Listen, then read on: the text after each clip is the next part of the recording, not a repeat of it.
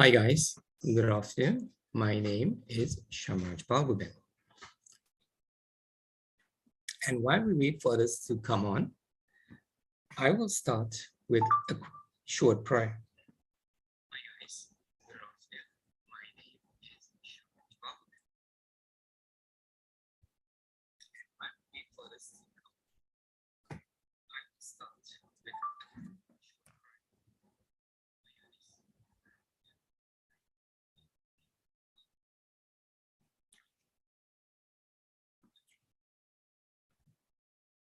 Lord, we thank you for bringing us all together here this afternoon, Sunday, the 21st of August, 2022. Lord, we worship you, for your name is holy.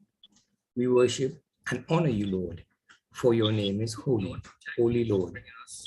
As we are about to start this live Zoom meeting, I ask, Lord, that you touch everyone that is on this live with healing, restoration, and rejuvenation of their entire body, from their crown of their head to the sole of their feet. Lord, let them absorb everything that is going to be discussed here this afternoon and put it to use to bring about change in their lives. Lord, continue to bless the Voice of Lupus Foundation so it can grow to be a powerhouse when it comes to educating, supporting, and bringing about change in lupus patients' lives. And that the foundation will also be blessed that it has an overflow which can be used to help others. Lord, continue to bless our guest, Seth Wilderbo, and his business ventures. We thank you for this opportunity for us to be here. Thank you in the name of Jesus. Amen. Lord, continue to bless our guest, Seth Wilderbo.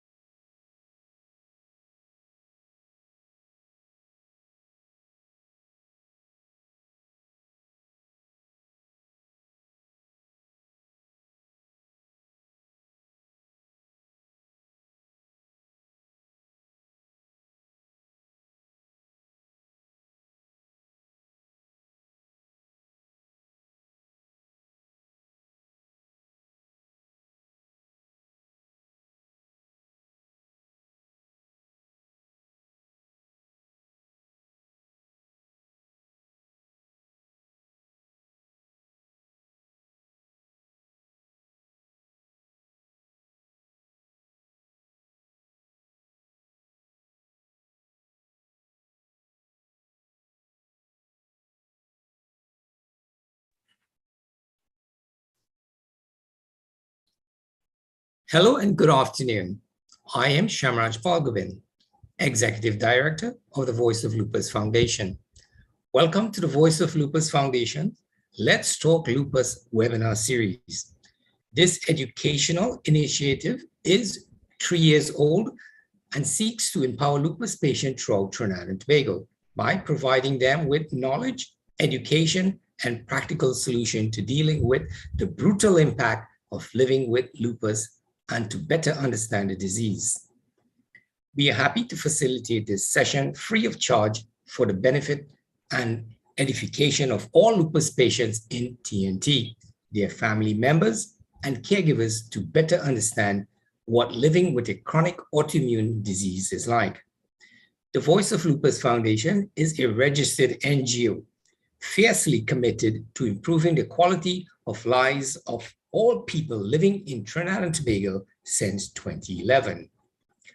We accomplish this by investing in initiatives, hosting events, programs, and planning campaigns that promotes advocacy, awareness, public education, and support for our patients. Today, during our webinar, we are discussing, should you take multivitamins? It might be a hard pill to swallow, but during this webinar, we will also discuss the placebo effect. If you already have a drug treatment plan for lupus, it's natural to wonder what else you could do to feel better. Could certain vitamins and supplements help? Researchers are studying how they might ease symptoms of autoimmune condition or stop them altogether. Vitamin D, vitamin Bs, vitamin C, calcium, and fish oil are at the top of the list. Along with calcium, you need vitamin D to build strong bones. But vitamin D also affects how your immune system works. It plays a role in controlling certain types of inflammation, including the kind that leads to autoimmune condition. It's common for people with lupus to have low level of vitamin D. That's partly because sunshine can trigger a flare. The ultraviolet UV rays are the biggest source of vitamin D. Other sources might include you take certain medication, including corticosteroids, you have darker skin, you have a hard time absorbing vitamin D, your kidneys can't convert vitamin D. It is unclear how vitamin D levels affect the disease course in someone who has lupus. To help us understand what the facts are and what is the truth that the facts bear out is Seth Wayo-Labo, holistic health and fitness expert. Seth Wayo is a former fitness lecturer at the Trinidad and Tobago Fitness Academy, where he taught international courses in different fields of fitness. He is certified in AEA, ISCA, and KMG. He is excellent at researching. Seth Wayo is the owner of Seth Wayo Fitness Enterprise. Since 2013, Seth Wayo holds firmly to his vision and mission to help and inspire individuals to achieve the best version of themselves through natural, effective, and simple nutritional and fitness techniques. Seth Wayo is also featured weekly on Synergy's Breaking Dawn morning show with host Stephen Reese. Good afternoon, Seth. Welcome to the Voice of Lupus Foundation. Good afternoon. Good afternoon, AJ, to you and all your viewers and members of the Lupus Foundation. It indeed is a pleasure for me to be here again to share my knowledge with you all, and with the intent of us growing and edifying ourselves through knowledge and sound information. Of course, I always try to get people to be as natural as possible when it comes to health, because I believe and strongly hold to that belief, being a living example of the natural way being the best way in which to maintain and keep the body at the top level that it's supposed to be at. All right. So, of course, today's topic is multivitamins. Should we be consuming multivitamins or vitamin supplement? Now, I know for many people, the consumption of vitamins is something that they take on a daily basis, and many people would have multiple reasons for taking them, right? But before we go into such, we first want to know what are vitamins, right? And vitamins are simple. They're just organic compounds that holds an essential part in the human existence. It helps with the body with the function of the immune system, with function of the organs, with functions of bones, and many essential functions of the body need vitamins in order for it to function and work at optimal levels. All right. Now, having said that, we also need to understand another aspect of things with vitamins is that they are only needed in trace amounts. All right. Trace amounts, meaning very small amounts. All right. But when we look at today, we see that people consume a lot of vitamins on a regular basis, daily, with the one a day. So of course, as always, I like to share my screen with you all and present information based on some of the latest data that has come out. All right. Reason why I do this is because many people can go out there and state things and say things. And well, I could speak for Trinidad and Tobago. We have the habit of respecting someone's position and accepting that everything they speak is credible, right? When that is not the case. We also have the habit of dismissing things said by others because they don't hold certain positions or certain roles, right? In my religious days, that is what we call being a respecter of person, right?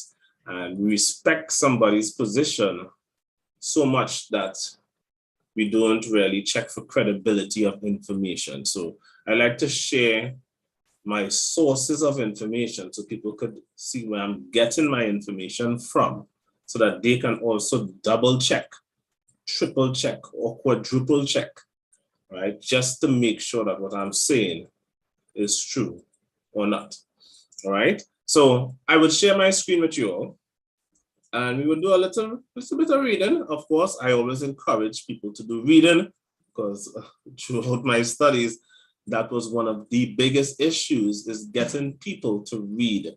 I used to teach certification courses, and that was also one of the biggest issues to get the students to read their manual. And that was one of the hardest things to do, get people to read. So I try to encourage as much reading as possible. And yes, I am also a fan of not wanting to read, but I read out of necessity. So I hope many would adopt that mentality as well. So here we go.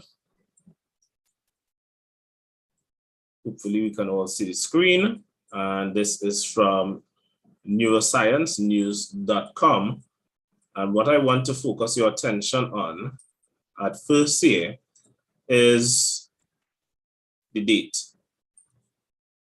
August 9th, 2022. So it's something that has been recently published, right? Today being the 21st, right? So just 12 days ago, all right? A hard pill to swallow. Daily multivitamin may be an unnecessary habit, all right?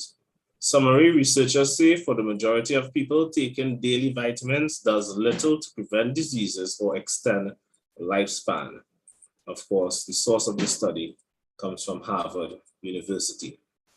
Right? It goes on to say, are you among the 1 in 3 Americans who gulp down a multivitamin every morning, probably with a sip of water? The truth about this popular habit may be hard to swallow. Most people would be better off just drinking a full glass of water and skipping the vitamin, says Dr.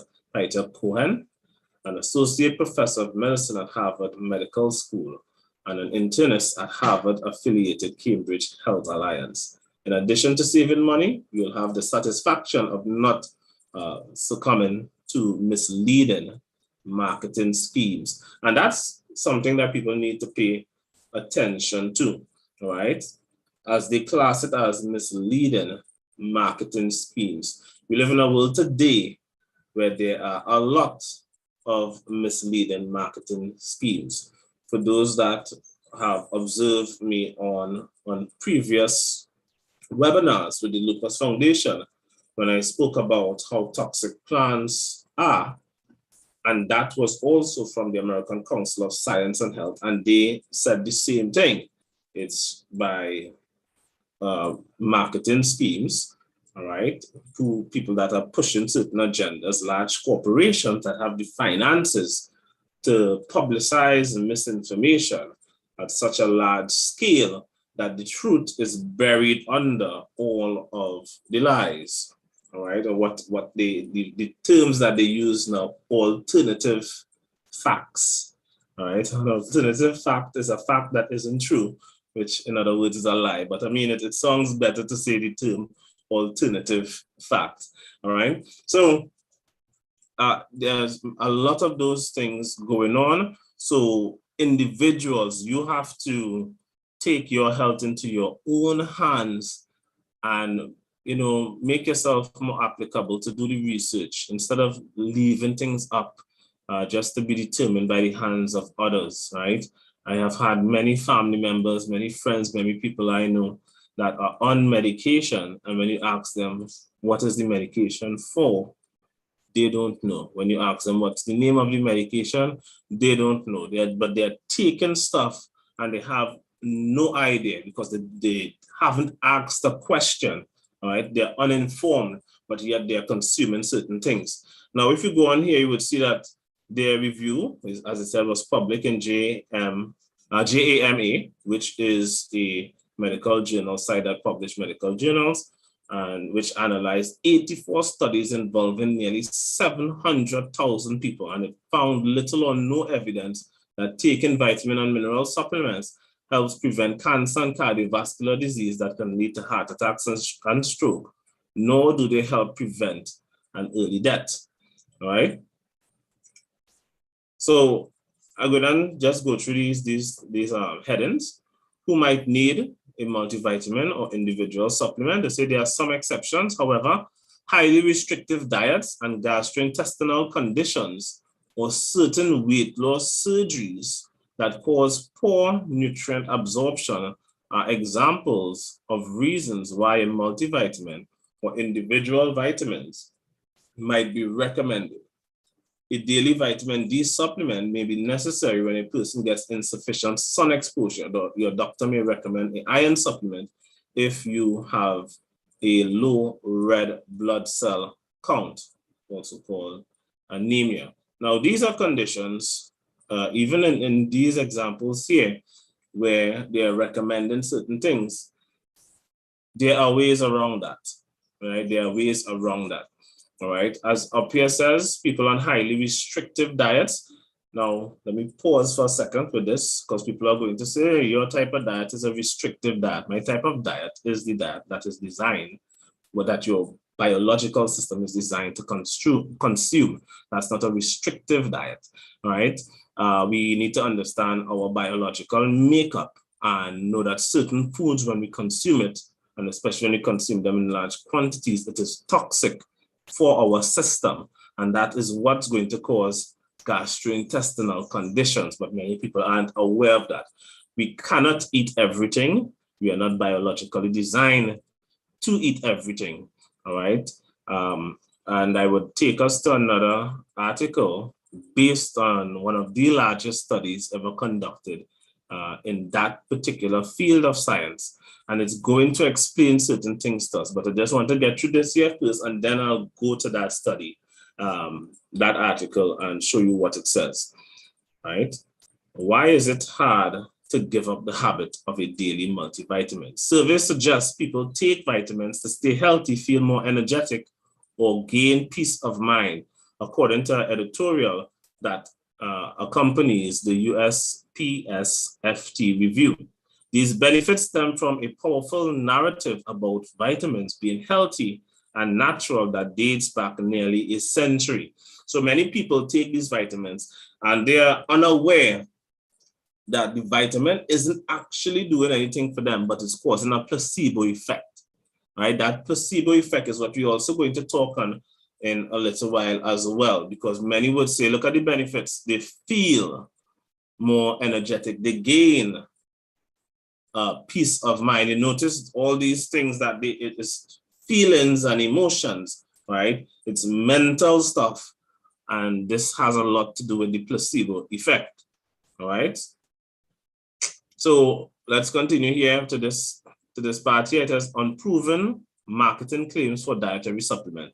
Vitamins are very inexpensive to make, so the companies can sink lots of money into advertising, says Dr. Cohen. But because the FDA regulates dietary supplements as food and not as prescription or over-the-counter drugs, the agency only monitors claims regarding the treatment of disease. Look what this goes on to say here. For example, supplement makers cannot say that their product lowers heart disease risk, but their labels are allowed to include phrases such as promotes a healthy heart and supports immunity, as well as vague promises about improving fatigue and low motivation. So this is a loophole or trick when it comes to marketing and putting out ads, where once you don't say it lowers heart disease or something of that nature, you can put it promotes a healthy heart or supports immunity, right? You can put that because it's not saying that it is curing or fixing an ailment. And that there is misleading the population. Let's go on. It says supplement manufacturers are allowed to market their products as if they have benefited, if they have benefits with no benefit actually exists. It's enshrined into the law, says Dr. Cohen. It's wise to note the legally required disclaimer on each product. This is the disclaimer that all supplements, every single one has on them. These statements have not been evaluated by the Food and Drug Administration. This product is not intended to diagnose, treat, cure, or prevent any disease. Now, check every supplement, including protein powders and gym supplements. All of them have this on it. None of them are approved by the FDA, right? They have not been evaluated by Food and Drug Administration, right? There is a big herbal company that promotes and sells supplements, and they issued a letter a few years ago by the FDA for them to cease and desist from telling the public that they are FDA approved when they are not, all right? Many of them do those things with the hope that they won't get caught doing it, but none of these products are FDA approved. They have not been tested, right? They have not been found to be true. They have not been evaluated, all right? They have not been evaluated, all right? Because of time restraints, of course, we're not going to go into, because I can pull up the FDA sites and show you the guidelines on how they even go about with labeling supplements or having them passed as a product to reach on the market. And you would see that none of these, once you class it as a supplement and not as a drug, it doesn't need to be tested by the FDA, all right? So many people aren't aware of these things. So let's just read on here. But even the strong language in this disclaimer, not intended to diagnose, treat, cure, prevent, doesn't seem to affect how people perceive the marketing claims. Although multivitamins aren't helpful, at least they are not harmful. This is very questionable, and we will touch on that. But the money people spend on them could be better spent on purchasing healthy foods, Dr. Cohen says, all right? So we'll pause there for a second, all right? And I will jump to another article, which I touched on previously, but in a different manner with regards to us humans, when I mention that, you know, where people might say there are certain restrictive diets. And this here is from phys.org. It's an educational website. It publishes research papers and medical journals and different stuff like that from different fields, right? So I'm going to read through this as well. Keep in mind what I said before with the multivitamins, what I've said before where people might say, oh, they're that restrictive or whatnot. We're going to read here and we're going to understand something about the human digestive system. right? And we need to get this clear, we need to internalize this, and we need to accept the information because the medical world have accepted the information. Again, look at the time, look at the year and the date that this article was released. It was on the 5th of April, 2021, all right? And the heading is Humans with Apex Predators for 2 million years, right? Researchers at the Tel Aviv University were able to reconstruct the nutrition of Stone Age humans in a paper published in the Yearbook of the American Physical Anthropology Association. Dr. Miki Bendor and Professor Ran Bakai of the Jacob M. Aklov Department of Archaeology at Tel Aviv University, together with Ralph Sartori of Portugal, show that humans were an apex predator for about 2 million years. Only the extinction of larger animals, megafauna in various parts of the world, and the decline of animal food sources towards the end of the Stone Age led humans to gradually increase the vegetable elements in their nutrition, until finally they had no choice but to domesticate both plants and animals and become farmers. So far, attempts to reconstruct the diet of Stone Age humans were mostly based on comparison of 20th century hunter-gatherer societies, explains Dr. Bendor. This comparison is futile, however, because 2 million years ago, hunter-gatherer societies could hunt and consume elephants and other large animals, while today's hunter-gatherers do not have access to such bounty. The entire ecosystem has changed and conditions cannot be compared.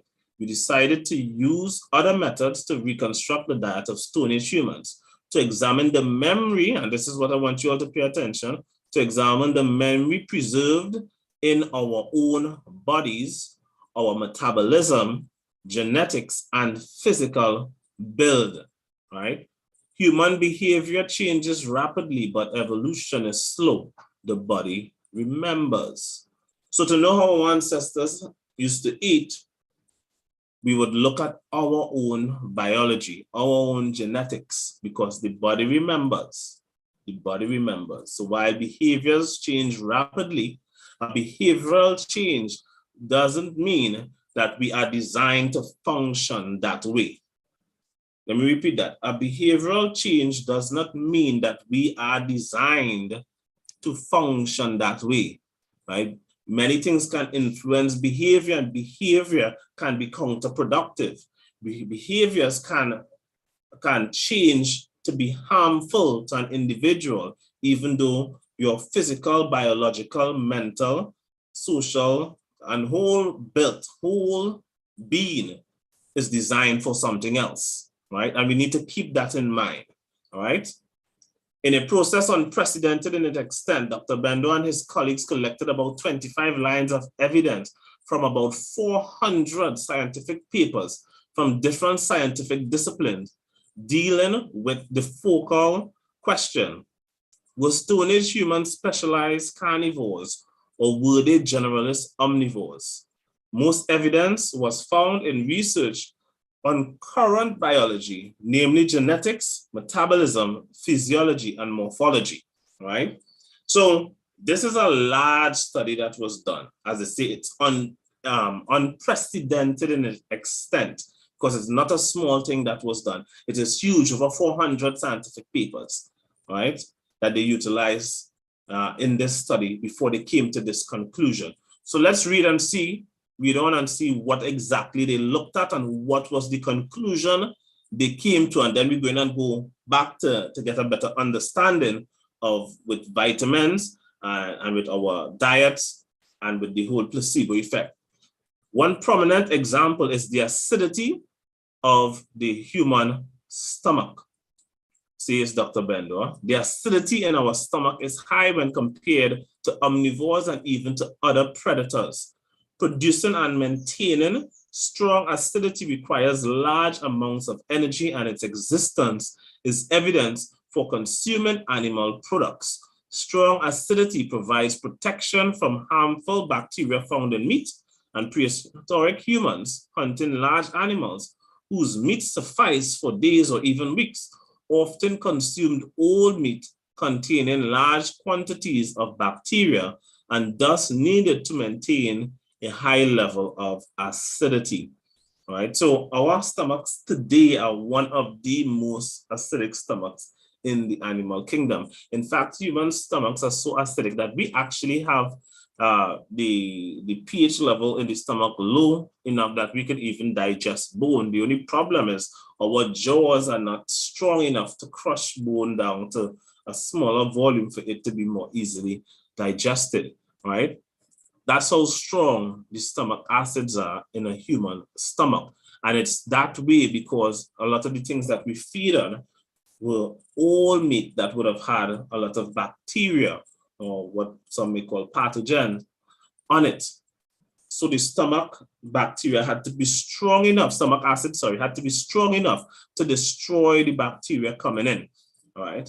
And when it breaks down those bacteria, it breaks them down into amino acid, and then it would also help to use those amino acids to help build the body and tissue as well, all right? So that's something to take note of. This is not our ancestors' stomach.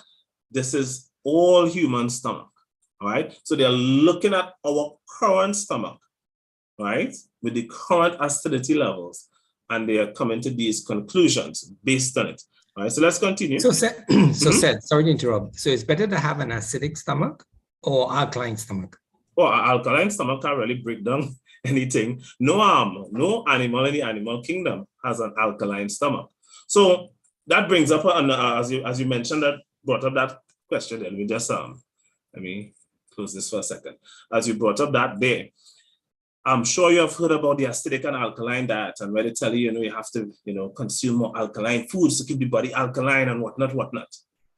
That has no science to back it, right? Just do a simple Google search, go on PubMed and search up acidic and alkaline diet, and they'll say there is no evidence to back this up at all. It's just total rubbish, right? So when they are telling people about the stomach is supposed to be alkaline, if your stomach is alkaline, how is the stomach going to break down anything to get any nutrients from it? An alkaline stomach would be a stomach that has a pH of above 7, right? At above 7. So that can't break down when it comes to proteins and stuff like that. It can't function. Now, the intestines, after things are broken down in the stomach for further digestion, then things are moved into the small intestines, which is an alkaline environment. And thereafter, you get things broken down into the amino acids and whatnot. After you get that, then you have in the small intestines, which is an alkaline environment, you have things like chymotrypsin, pancreatic amylase, pancreatic lipase, and stuff to do further breaking down of the other molecules that are coming in, or the other compounds that have come in. But it must pass through that acidic part of the stomach first. The stomach is also one of the first lines of defense for the body. So you go through that acidic part, destroy bacteria, break down proteins into the amino acids and stuff like that, and then it goes into the small intestines for further digestion. So trying to keep your stomach alkaline, because your stomach produces hydrochloric acid, which has a pH between 1 and 1.5, is literally trying to damage yourself. Literally, that's what it is, trying to damage yourself, right? So many people who push that, you have to consume alkaline foods and in order to keep the body alkaline, they do not understand the working and function of the human body, and that is not how it works, right? There's a process. When you eat something, it don't automatically just, forms and make your body. It has a process that has to take place. So people that talk about these things don't understand that process. They don't, and that's for many reasons. That's why a lot of people, even in the medical and nutritional field, don't even take them on, because of the fact that it makes so little sense that you would literally have to teach them over biology from scratch to get them to understand. But many people know that the general public is very ignorant of these things, and therefore saying something that sounds scientific, it sounds like it makes sense, even though it doesn't make sense. They know they would catch people. For example, if I say dihydrogen oxide, if I say dihydrogen oxide is very harmful, and we should all stop the use of dihydrogen oxide because it causes extreme corrosion, right? Oxidation, and it also causes suffocation, right? What would you say there? Anybody? Dihydrogen oxide. What would you say there? Does it sound like something that's dangerous and we need to cut and we need to stop using the hydrogen oxide because it causes oxidation, corrosion, and suffocation? Anybody want to answer that, AJ? Willing to respond to that? Well, I don't think so. Right, but does it sound like something alarming? Yes, it does. Okay. Now it's just like you saying another thing is like hydrogen peroxide, you know. They push hydrogen peroxide, liquid oxygen, and stuff like that. Right. Now look what I'm going to show. I see now Machinist Young has a hand up. Go ahead. That's your question. Not a question, but based on what you asked, being a lay person, the word you're using and the explanation, I would go with what you're saying because I am ignorant or lacking knowledge of of the word. Correct. Now let me put it in another term: dihydrogen oxide. If I show you the chemical representation for that, now you would better understand what it is. Dihydrogen oxide is another way for me to say H2O, which is water. So people would agree because they don't know the chemical name or how you could use that name, right? Just by looking at two hydrogen. H2 means 2 hydrogen atoms. So that could be the hydrogen. And O means oxygen. So that you could class that as an oxide. So I could call it dihydrogen oxide, right? And that there is water, right? Now, based on me using the chemical wording of it that most people are ignorant of, it's going to sound like I could just get a lot of people to agree with banning water, right? And when we are unaware of certain things, we could agree to stuff that would be harmful and detrimental because if we ban water, everybody dead, right? Everybody is dead, right? So when we are unaware of certain things, you can be taken advantage of because of that ignorance, right? Because of that ignorance. So dihydrogen oxide is just another way of saying H2O, right? It's just another way of saying water, and look at the different reactions you can get from just stating something in a different way. Sir, I want to jump in here and say, well, I saw a couple persons left, and I hope it has nothing to do with what we're saying here. But is it fair to say that a lot of us who have been sold on the idea of many years of, you need to pump your body with the vitamin C's and you need to pump your body with the vitamin D's and all that, so especially for someone who's living with an autoimmune disease like lupus, half of the things that are the ingredients in these medications, supplements and multivitamins, we cannot pronounce the names. We can't even read the names. So is this how marketing strategies have fooled us over the years by, okay, we're pumping these things and a lot of people can't read. They're not going to waste their time pronouncing these things. Is it in your opinion that this is just a farce? Multivitamins, is that what you're saying, Seth? Multivitamins and supplements are a farce? Right. So what I'm saying basically is on that effect, yes. Right. So a quick and easy answer, yes. What you mentioned before with the use of these large words, there are also studies that were done in the UK, right, showing that technical jargons, right, which is they use scientific language in order to prevent people from questioning them, right? That's something the scientific world, especially pharmaceutical and medical world, do a lot. Because when they use such big words and big terms, nobody would question it, right? They'll say, okay, let me leave it up to the scientists. Now, here's the truth. They weren't trained to do that. That's not part of their training.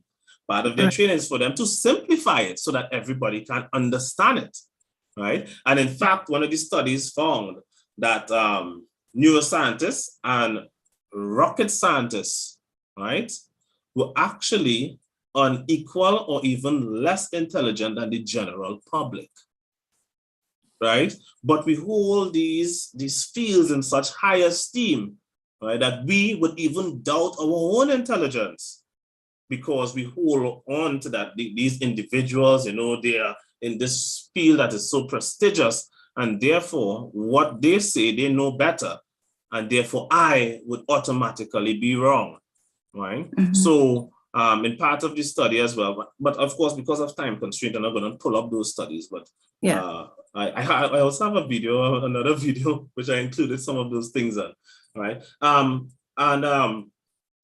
Many people feel uncomfortable if they're at a dinner, let's say a dinner table, and somebody come in and they state that their job is a scientist. They feel uncomfortable. They feel a little bit threatened because that they feel like, okay, this person is very smart, so now I don't know how to speak around them. But in reality, be yourself, you know, right? They may not be as intelligent as you think. I also wanted to bring up a point. I think in the last 3 years, I think I was researching it when I was preparing the notes for the webinar. I think I quoted, I think it was healthline.com. They reported, I think it was like an 85% increase in the number of multivitamins and multiminerals that were being used, supplements that were being used over the last 3 years since the pandemic officially started. Vitamin C's, the vitamin D's, and of course the other multivitamins that contain everything like the zinc and all that sort of thing. They were reporting an 85% increase, obviously record-breaking profits for companies who were selling these vitamins and stuff like that under the pretense, I would have to say this cautiously, under the guise that it would potentially, help you to recover or to, get over the COVID-19 virus. Have you come across, because I know you're very intense in your research, have you come across similar things, touting the increase in the use of these multivitamins and vitamin C's and the D's for, especially with the COVID-19 pandemic? Because a lot of people, I remember when I was stranded abroad, we could not get vitamin C. Vitamin C was off. It was absolutely sold out. There was a lot of hoarding, a lot of price gouging also took place. You know, what you would pay like $5 for was now $25 for a box of vitamin C and stuff like that. You know, have you come across research, especially with the COVID-19 vaccine, COVID-19 pandemic, where persons were using more and more of these because they wanted to boost their immune system? Well, I haven't specifically searched for such, but I can tell you that would have been one of the reasons why this study would have been inspired, because that study is from the 9th of August this year. Right. So I believe that is what would have spanned that and got them to look into such, because of course, many people started buying up vitamin C and so forth. And I believe it was last week or week before I did a segment on Breaking Dawn, where many people are not aware that overconsumption of vitamin C, because vitamin C is needed in trace amounts. So excess vitamin C, because the transporters of vitamin C and the transporters of glucose compete, it chooses the glucose over the vitamin C. So you get less vitamin C when you consume stuff with sugar, right? So like fruits, right? So that's something that people didn't want to hear, right? But the body don't utilize all of it. But what happens with the excess vitamin C? Then your liver now has to do something with it, and it converts it into oxalates. Oxalates is what causes kidney stones, right? So many people are unaware. Many people suffer with kidney stones. Many people suffer with kidney stones on a chronic level and are unaware that their consumption of vitamin C, also called ascorbic acid, is what's contributing to their development of kidney stones. So they are just unaware of this. because again, not much people do the research into these things. So they don't know. How much study shows that vitamin C does nothing if you have a flu, but yet this is what people buy it for. They take it again, flu. So they go up and they buy a whole set of vitamin C, something that the human body needs in trace amounts. All right. Mm-hmm. So here we are overdosing on these things. That's causing problems and we're unaware. But that's also due to marketing, you know. Correct. How they market these drugs. You know, vitamin C, you have with zinc, you know, up to recently, I was recommended, you know, my doctor, vitamin C, zinc, and vitamin D3. Mm-hmm. Mm-hmm. So, you know, I guess is not only is what the information is out there and what the doctors are telling you to do. So it's very confusing. And I think one of the things that we have to realize that, you know, we have persons looking on via YouTube as well as on Zoom. We are a mixed community of not just autoimmune diseases, but there are also persons with lifestyle illnesses, those who suffer with diabetes. I am seeing someone here who has been a diabetic most of their life because they were diagnosed with type 2. Yes, type 2 is a lifestyle, but since they were, you know, maybe I think it's like 15 years old, I wouldn't identify the person unless the person wants to say something. But that person would have been struggling with type 2 diabetes for over 20 years. They are now in their early 40s, and they have been struggling using metformin, insulin, and stuff like that. And just recently they shared that they were diagnosed with another autoimmune disease, not lupus, but another type of autoimmune disease. And one of the things that the doctor, the rheumatologist, told them to up was vitamin D3, as well as using Bs, all the Bs. They need to get a B complex multivitamin. And I thought it interesting that, you know, when Setwayo and I agreed to do this, you know, I really thought of a lot of patients who have over the years, you know, bombarded the organization asking for guidance on supplements, because a lot of us are told, even myself, I have been told by doctors here and abroad that I need to use a lot of supplements to help manage my vitamin D3 levels. Of course, being anemic, I have a trace of thalassemia. So I'm very prone to being anemic. I have to take iron supplements, and I have not done that since I started. I mean, I've shared openly with my story since we started this session with Setwayo that I had to take a change, a total, complete change. And I have not had any supplements since I started the carnivorous diet, you know. So I really hope that all those who are looking on can benefit from the information. Now, Set is not selling a product. He's not selling vitamins. He's not selling something in a bottle. He is providing you with the information for you now to make your informed choice, as well to do your own research, because a lot of the information he's sharing are from credible sources. And I just want to really lament that a lot of us have been fooled, and we have been tricked into believing that our cure lies in a bottle that man has made, right? And I want to say that we need to really look twice, and we need to do our own search and our own research. For those who have gone through COVID, right? And they've been stocking up using vitamins and using all these things, and they say that it's working. What would be your response to that? Oh, simple, simple response.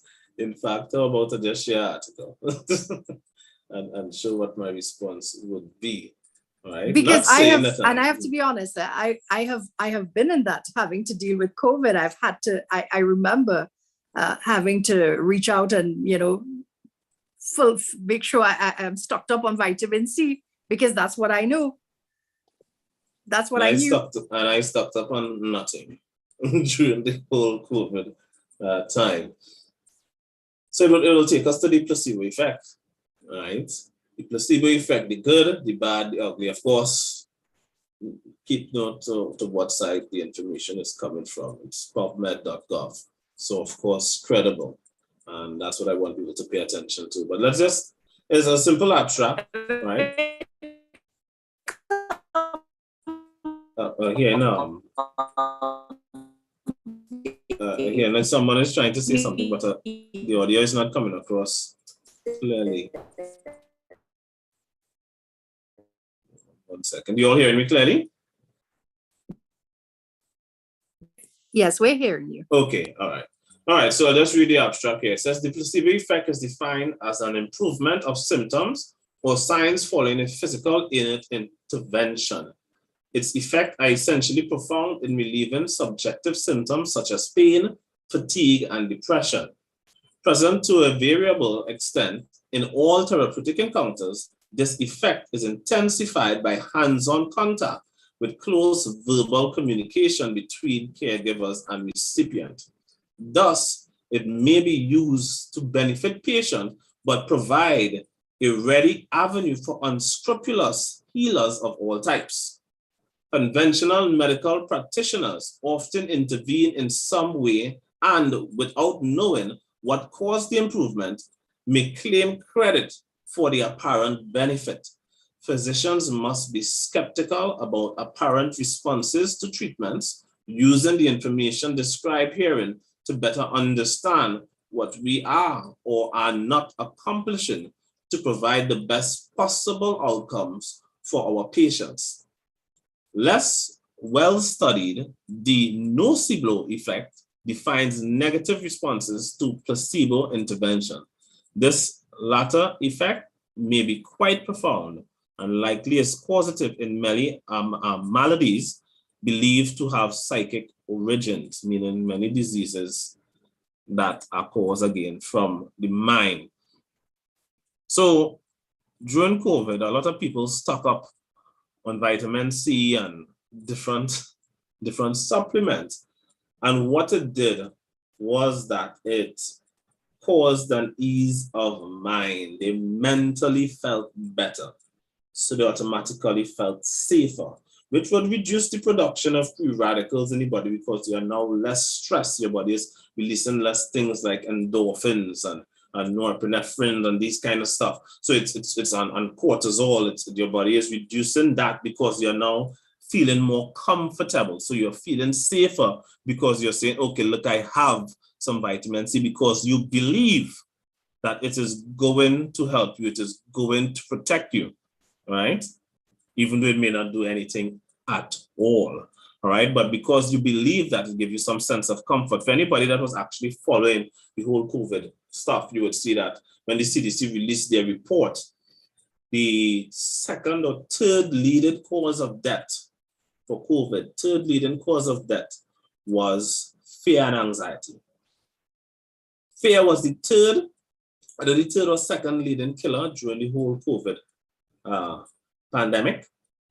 Fear and anxiety. It was so prevalent that it actually became a documented cause of death, meaning people was being afraid to the point that it killed them. People were getting anxious to the point that it killed them. And what that needs to tell us is that we need to be aware of how powerful the mind is.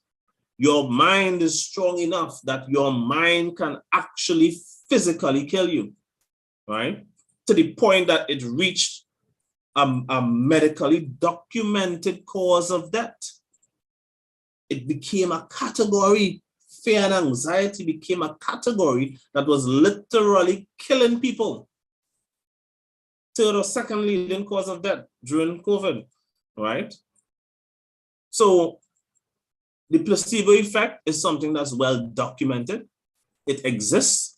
And that is what the multivitamin industry uses to sell itself, because people thinking they are getting healed from using these things, when in reality, it isn't doing anything for them. But it's not just vitamins, it's many medications, many.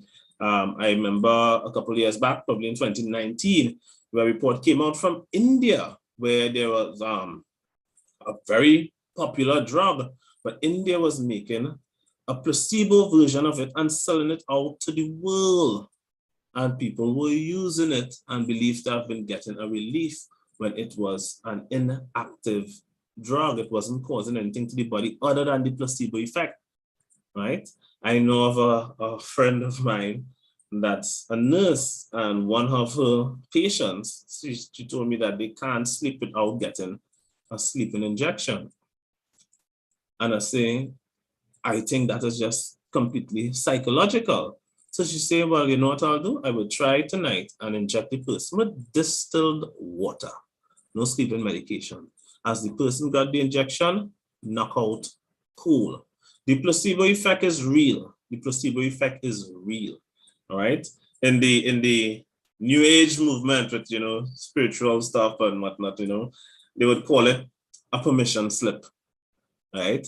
So you're using that as the permission slip because the individual's mind isn't strong enough to accept the truth or the solid information. So they need something to convince the mind to think a particular way, to act a particular way, to get a desired or particular effect, right? So many people aren't aware of such. So this is why these things, in the spiritual community, you'll see people would buy things like crystals and whatnot, right? As a permission slip to help convince their mind to make certain necessary behavioral changes. And then they'll say, it's the crystal that did it. No, it's not the crystal. It's you did it. But you needed that avenue where you kind of trick the mind into doing something so that the mind think it didn't do it.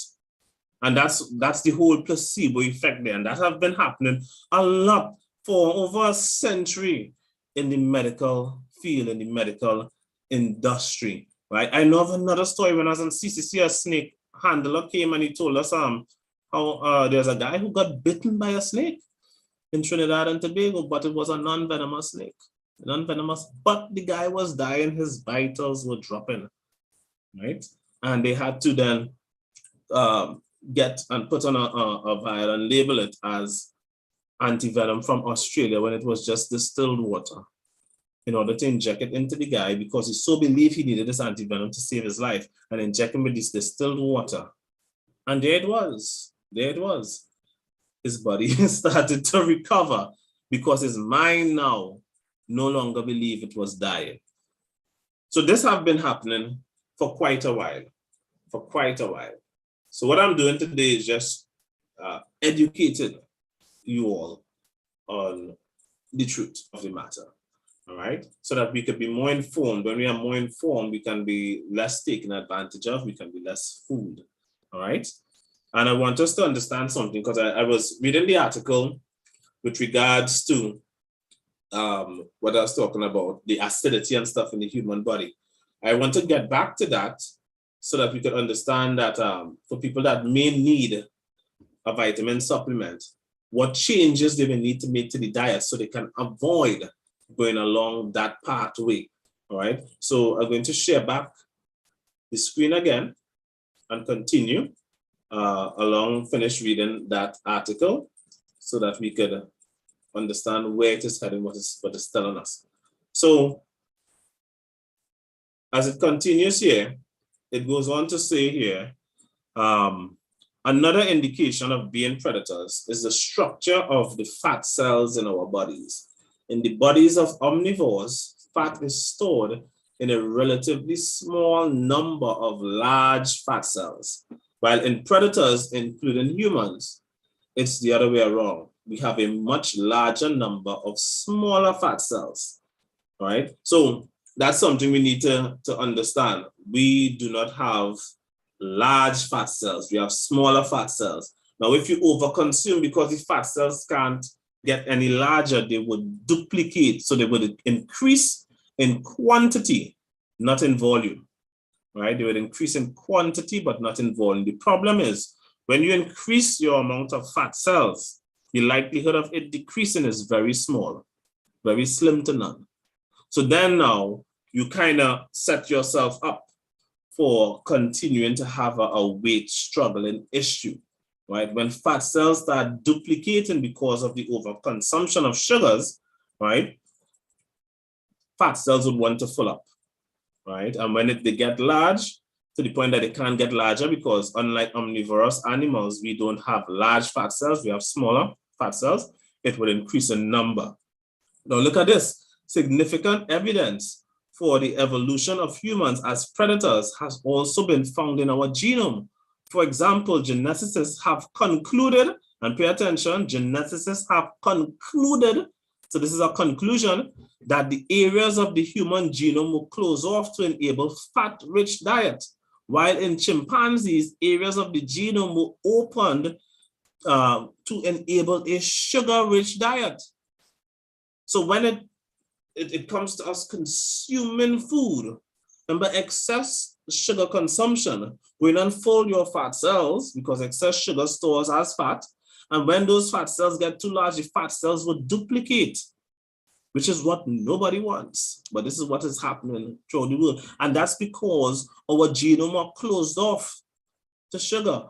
Our genome is designed for us to get in most of our nutrients from fat sources,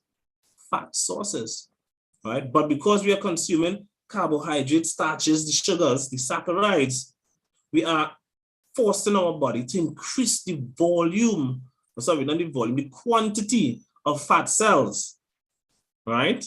And that now sets us up for conditions like obesity and weight-related illnesses, right? Including autoimmune conditions. Now, let's go on again. I'm just going to read this one last paragraph here. Evidence for human biology was supplemented by archaeological evidence. For instance, research on stable isotopes in the bones of prehistoric humans, as well as hunting practices unique to humans, show that humans specialized in hunting large and medium-sized animals with high fat content. Comparing humans to large social predators of today, all of whom hunt large animals and obtain more than 70% of their energy from animal sources, reinforce the conclusion that humans specialized in hunting large animals and were in fact hypercarnivores. Not just carnivores, but hypercarnivores. We are in a category at the top when it comes to carnivorous animals. But here it is, many people would tell you that they believe themselves to be omnivores or herbivores, right? But our biology, our genome, our digestive system says otherwise. So when we were looking at the article where, let me find it back here. Let me find back the article with regards to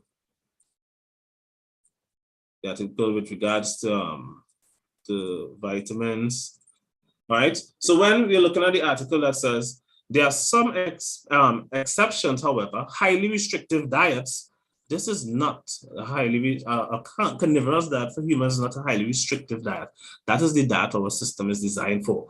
Do you know that in meats, every vitamin and mineral that the human body needs, you can find it in animal foods? Every single vitamin and mineral that the human body needs for life, you can find it in animal foods, right? I believe I have showcased before, this is from Psychology Today, where it looked at numerous vitamins, and it shows that from plant-based foods, they are insufficient sources, right, to get your vitamins from plant-based foods. We are designed to get our nutrients from animal-based foods, but here we are today pushing and promoting a plant-based diet, right? And then when you go on a plant-based diet, almost everybody on a plant-based diet have to supplement. They have to supplement because it is deficient. Something as simple as vitamin A, which they would tell you could get from plants. No, you don't. You don't get any vitamin A from plants. You get a precursor form called carotenoids. But that is 12 to 24 times more difficult for the body to convert into retinol, right? Which is vitamin A. So 12 to 24 times more difficult. But people are still going to believe that, you know, your plant-based sources are where you should be getting your vitamins from. No, your animal-based sources is where you should be getting it from. And look what it says here. Poor bioavailability plays a predominant role in the development of vitamin A deficiency among communities that mainly rely on plant-based food. And this is from a study back in 2013, right? It says a deficiency is rampant in dozens of developing countries, particularly in Africa and Southeast Asia. Plant-based foods are not the source. When you go up here, as the article says here, most people think of fruits and vegetables as teeming with the vitamins, minerals, and powerful antioxidants we need to live and thrive. It is true that many plant foods are rich in many of these substances, but just because a food contains a particular nutrient doesn't mean we can access it. Unfortunately, plant nutrients often suffer from low bioavailability. And this word here should be one of the most important words in nutrition, right? Because what does it mean? Which means that they are hard for us to extract, absorb, and utilize, right? Plant-based foods have a highly unavailable, right? They're not bioavailable. Most of the nutrients in them, they're not bioavailable to humans, right? Animals like, let's say, a cow or herbivore animal, they have a digestive system with at least 4 stomachs to get their nutrients. They have the enzymes or the bacteria or the microbes with the enzymes to break down the plant-based substances so that their body can, their digestive system can absorb the nutrients from it. Humans do not. We do not. So we are here sucking down supplements because we are consuming a diet that we are not biologically designed to get the vast majority of our nutrients from. And this is why people need supplements. But then, are supplements harmful? Of course, I don't even need to mention. Do a quick Google search and see supplements harmful or vitamin harmful. You would see that almost anywhere on the internet, you would see that would show. And many of the vitamins that we get are synthetic, come from petrochemicals, from the the oil and gas industry, all right? And many people aren't aware of such, all right? And this is just not vitamin A. Could go on to vitamin D3, right? Vitamin D3, which you get from the sun. Now, something to note, your immune system have vitamin D3 receptors, meaning for your immune system to function properly, you need to get in vitamin D. The best source of vitamin D is, of course, sunlight. But we know a lot of people with autoimmune issues have that extra sensitivity when it comes to sunlight. Rihanna, I believe you also had that sensitivity as well, correct? Yes, that's correct. Okay, now how are you now with it? I'm getting better. Okay, and you're handling being in the sun, yes.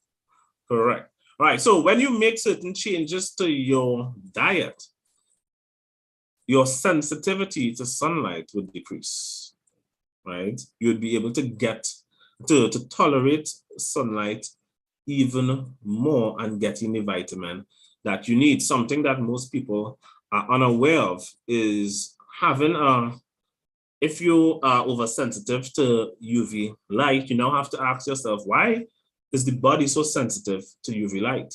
Why is it when you go out in the sun, which is important for life, right? Why is it that I can't tolerate sunlight? And this is where you have to start looking at things like your cholesterol levels, right? Things like dietary cholesterol, because many people have the belief that dietary cholesterol is harmful to the body, but your body needs dietary cholesterol in order to convert UVB rays of the sun into vitamin D3, right? For those that may need some convincing, let me show you something here.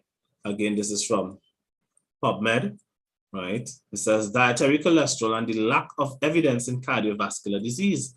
cardiovascular disease called CVD is the leading cause of death. And I'm reading the whole thing in the United States. For years, dietary cholesterol was implicated in decreasing blood cholesterol levels, leading to the elevated risk of CVD. To date, extensive research did not show evidence to support a role of dietary cholesterol in the development of cardiovascular disease. As a result, the 2015 to 2020 dietary guidelines for Americans removed the recommendations of restricting dietary cholesterol to 300 milligrams per day. This review summarizes the current literature regarding dietary cholesterol intake and CVD, right? So what that says is from since 2015, the guidelines to restrict your consumption of dietary cholesterol to 300 was removed because there has been no evidence to date showing that the consumption of cholesterol, dietary cholesterol, causes cardiovascular disease, right? Now, many people today are avoiding foods with cholesterol, and then there are many studies. Of course, if I look to pull up studies, I have all these studies, and if I look to pull up all of these, we'll be on here all day, right? Looking at studies and articles proving this point. But to date, for your body to build muscle protein synthesis, right? To convert protein, amino acid into your lean mass, to build and repair and heal and maintain tissue, cholesterol, dietary cholesterol is essential for such. But many people have been reducing their cholesterol consumption. And that now is going to affect the body's ability to produce hormones, to build muscle, to replenish and repair tissue. And of course, it's going to affect your body's ability to convert UVB rays into vitamin D. And when you don't have enough vitamin D, that is going to affect your body's ability to your thyroid gland. Your thyroid gland now is going to overdrive and produce something called parathyroid hormones, right? So that's now going to cause the thyroid gland to start working a lot harder, put strain on thyroid gland. But then if you're consuming a lot of plant-based food, you're consuming things like goitrogen and flavonoids, right? And saponins, which also block the bodies of the thyroid gland from being able to absorb iodine. So then now the thyroid gland can't even function how it's supposed to function. So low vitamin D, immune system going out of whack, thyroid gland going out of whack, then you're going to have your metabolism going out of no. Sometimes I don't like to start because once I start, you could link basically every illness to poor nutritional choices. Huh? Almost every illness, it branches off. It's like a whole domino effect that happens, right? So we need to, oh, okay, AJ, you have a question there? Yeah, I don't have sun sensitivity, but for wintertime, right? When, you know, you don't go outdoor a lot, there's not a lot of sunlight, you know, and you're recommended, you know, D3 2000 milligrams, you know, to 5,000 milligrams, you know, twice a day, 2 pills a day, you know, I have it right here, you know. What do I do? All right. You know the history of summer vacation for schools in the US? Not really. The history of it, why they give, you know, students the 2 months off, right, was because the summer vacation, the classrooms used to get so hot. Right? It used to get really hot, that it was unbearable for the students. And the wealthy students, their families would take them and go on vacation, right? And because that used to happen so often, that's how they started with the summer vacation. Let's take, for instance, the Trinidad have summer, winter, spring, autumn. No, we don't, but we have summer vacation, right? Because we just follow, you know, as I say, as America sneeze, Trinidad catch a cold, right? So follow that trend, right? So it was because the place got too hot, so they flew out and they went to cooler places for that 2 month period, and then they come back when temperatures reduced, right? Something we have seen with a lot of humans in in many places is that, and even with animals, they travel south for the winter, right? They move away from cold places and they go into what else our ancestors used to follow that line.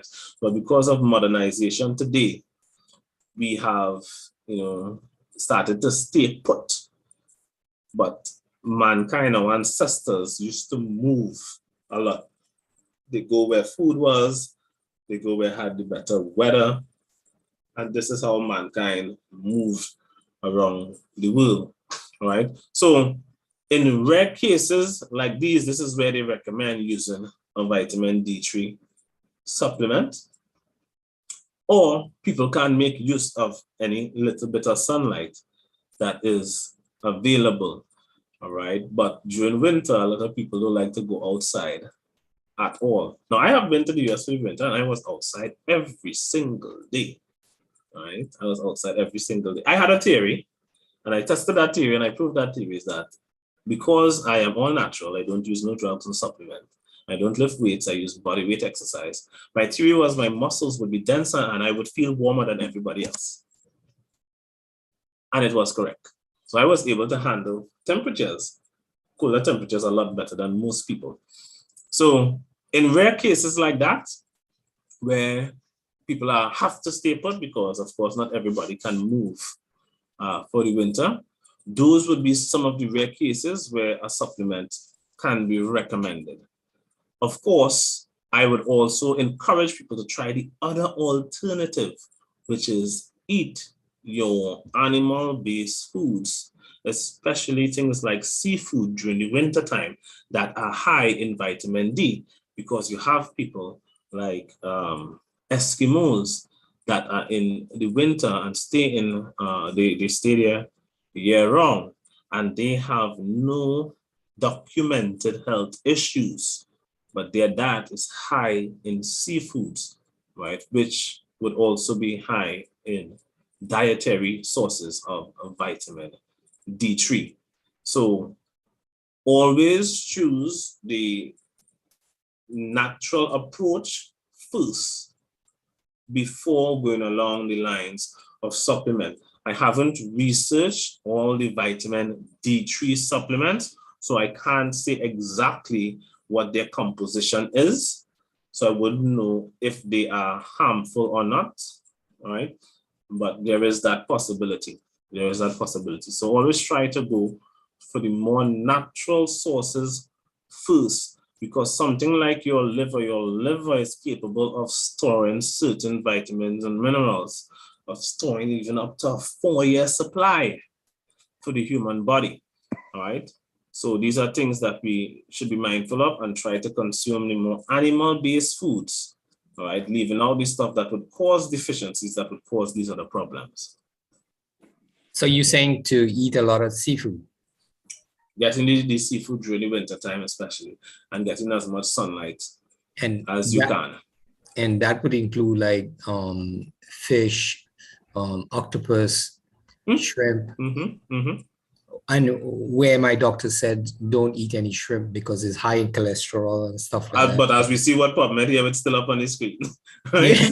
As we see what is here since 2015. This is known. This was also out in the I think it was in New York Times or one of those papers some years back. I remember reading it, right? So a lot of people in the medical field aren't up to date, right? Remember, science is something that is, I will call science living. It's living, it's growing, so it's always expanding. So there are changes that would take place. So they might come to a conclusion here today, right?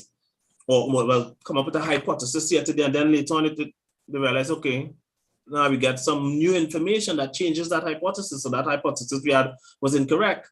That theory was incorrect. So we have to make some changes. We have to improve on this. It wasn't conclusive, so we have to improve on that. But many people are stuck in with the old data, with the old information, with the old I'll say the old lack of evidence. So it have more evidence existing now, and they just aren't aware of it, right? So I guess a lot of doctors are not educated enough, or not, keeping up with the data. Because I brought mine to show you. I have what, if I can get it closer, you know, I have all my Mr. Balgobin walked with his entire bag. It's that wide. yeah, I have all my medicine here. I can't get it, you know. Look, I have this. Where is this? I have this Mento. I have zinc here. I have my vitamin D3 here. I have, you know, And this. guess what's the number one source of zinc? You know the number one source of zinc is? Oh, really? No? Red meat. Red meat. Red And I meat. also have my probiotics and my prebiotics here. And anytime you could use a probiotic or prebiotic and it's functioning good for you and causing some improvement, of course, I mean, I could pull up on PubMed where they show you these things actually do have a negative side effect as well, especially even with among the fermented drinks and whatnot, right? Because I think I looked at that on a segment on Breaking Down that I did with things like kombucha and kefir Kombucha, yes, and that's those right. things, right? While people like get some benefits to it, it also causes negative impact on the body and is still the number one cause for food poisoning, right? The number one cause, right? So, but most people aren't aware of that. They just think, oh, I just randomly got food poisoning, but they're consuming these things because over time it builds up. Because if you're getting in good bacteria and good bacteria is passing through your digestive system, it means the bad bacteria would pass through too, which means that individual have a gastric juices problem. The body is either not producing the volume of gastric juices or not secreting it in the volume that it should, or the gastric juices are not strong enough. And that's going to come back into what they are consuming, because if they are consuming certain plant-based foods that are blockers of certain nutrients and minerals to the body, then the body wouldn't be able to synthesize the volume of gastric juices that it needs in order to cause proper digestion to take place for the body, right?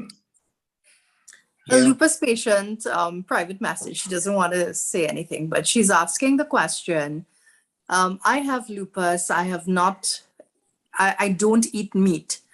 What can I do to, hang on, this is supposed to be, what can I do to supplement? You can eat meat, right? No, she doesn't eat meat, Sat. And that's the thing. Saying you don't eat meat for whatever reason is the same as saying I am human and I don't consume oxygen. Wow. Right? It's the same as saying that I read the article there showing with our digestive system, where they talk about our biology, our genome, the fats, the acidity in our system. All of that shows that we are biological. And then the conclusion was that we are not just carnivores, but we are hypercarnivores. Right? We are hypercarnivores. To not consume meat is a very slow form of suicide, right? I have to say it in that harsh language. It's a very slow form of suicide. The problems and complications that you are going to develop over time are going to start building up. All right? It's going to happen. Right? Mm-hmm. You can't supplement yourself out of it. Things like sarcopenia. When sarcopenia starts, there is no medication for sarcopenia. You can't medicate out of that, right? Because sarcopenia is where you are losing lean muscle mass. You cannot medicate yourself out of that. That is not possible. Check it out. You can check it out. All the medical institutions will tell you that you can't medicate yourself out of sarcopenia, all right? So, and once sarcopenia takes place, it happens with the entire body. It's basically you losing muscle mass because of lack of protein consumption. And every organ, even your blood vessels are made out of protein. That's how it functions. So that's the only response I could truly give to that. The patient, she's saying that for the last 5 years, she's been a strict vegan. To help manage, because she would have had to do chemotherapy. She went through the whole rigors of lupus. She would have removed her spleen, she says. And it was a case of she just had to change her lifestyle. She opted to go the vegan way. So she, like myself, was juicing, smoothies, that kind of thing. So she wants to know, I mean, she said she has been lupus free for more than 3 years. She's in remission. Very rare patients go into clinical remission, so to speak. She is asking, what to do. She says she doesn't want to come. She doesn't want to speak, but she's saying it's very hard for her after 5 years to introduce meat. Now, if she has to, she says she's willing to start with fish. Can that work? That's what she's asking. Can fish, seafood work? Right. People can start with small increments and then gradually increase their consumption. But of course, they might need guidance. So that's somebody I would say would need to contact me on a one-on-one basis. And get something going there, because do you mind putting your number out there? You can it's actually up on the screen there, in the corner. Right. So 761-1952. Yes. 761-1952 for those outside of Trinidad, plus 1868. Yes, and before he continues, I just want to, this is a very interactive session, just not Mr. Balgobin and myself speaking, but we want to, just open the floor to other patients. Feel free. You don't have to just private message me if you want to, ask a question. Seth is not going to bite. Yes, he loves meat, but he is a specific type of meat. Okay, he's not biting humans. All right, so you can feel free to ask your questions, even if there's no such thing as a stupid question, because trust me, when I embarked on this journey myself, I did not know how to begin, but I just started. Okay, so it's not as hard as you think it is.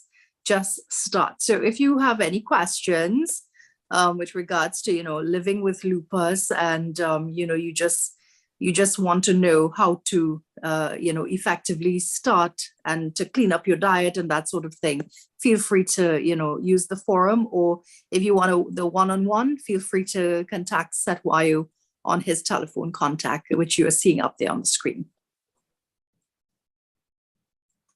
All right, so any questions from anyone? Feel free to ask. Open to entertaining any questions you may have, and I'll try to answer them to the best of my abilities. All right. So someone may be wondering, so how come there was an improvement with the individual's health when she went on the vegan diet? All right. Now, so some quick statistics, I don't have the figures up to show, but 84% of vegans go back to eating meat. 84%. All right. Reason being, after certain periods of time, the ill effects start to happen. All right. That's something a lot of people don't know. It's more information that's kind of suppressed, but 84% of vegans go back to the consumption of meat because it's not something sustainable. I mentioned earlier that the liver can store minerals and vitamins, certain minerals and vitamins, enough to sustain the body for 4 to 5 years, which is why a lot of people that were on the vegan diet start to get ill effects after that time frame. All right. And then of course, you have many that would be supplementing as well. So it would stretch the span of time in which they were going without consumption of meat or anything like that. But there's something you would always notice with regards to the people on the vegan, that is that they start to lose a lot of muscle mass. That sarcopenia is something big. Sarcopenia happens a lot. And things that also affect a lot of people on the vegan diet is mental health issue. In fact, the same site that I was showing you all with regards to was from Psychology Today, and they are completely against. That whole article is completely against the vegan diet based on the actual scientific studies that were done based on the bioavailability, right? And the reason why I mentioned that bioavailability and I emphasize that so much is a lot of people think once a food is tasting good, that it is good.